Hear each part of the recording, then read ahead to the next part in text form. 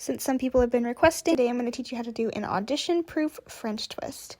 First, you're going to start by brushing out your hair, make sure there's no tangles, and then I'm going to take the Batiste dry shampoo and spray that in because it's easiest to do a French twist if your hair is dirty, textured, so I always spray that in.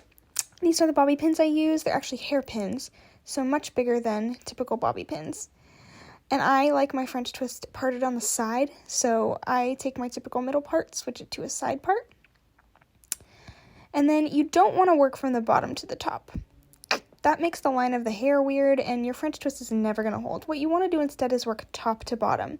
So I brush all of my hair into a nice, smooth, high pony, as you'll see, and that makes a much better line for the hair on the sides. You're going to take your left hand, you're going to twist the hair back on itself, making a little loop, and that's going to be the top of your French twist. I'm going to do that again in slow motion. You can see I wrap it around a couple fingers, I twist the hair back on itself, and it makes a nice little loop.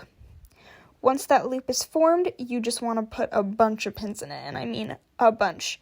Treat it like its own little bun. I take those big hairpins and I go down and into the center of the bun. And I do that a bunch until I feel like it is secure, down and into the center. And then I'm left with that little loop.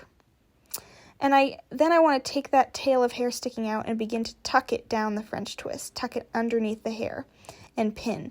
And I actually pin in an upwards motion up the French twist so your pins don't stick out the other side, as you can see there. I continue wrapping that tail inside, tucking it in, wrapping the hair over, and pinning down and up through the French twist.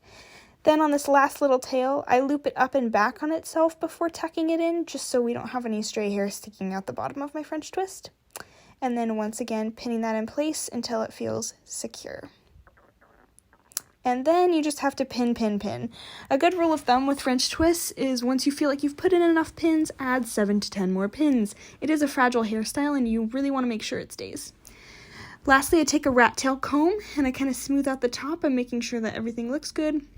I'll pin back my bangs and I pull out a few face framing pieces. And this last step you really don't want to skip is hairspray. You need to spray that thing all over so that it can stay throughout your audition. And there's your French twist.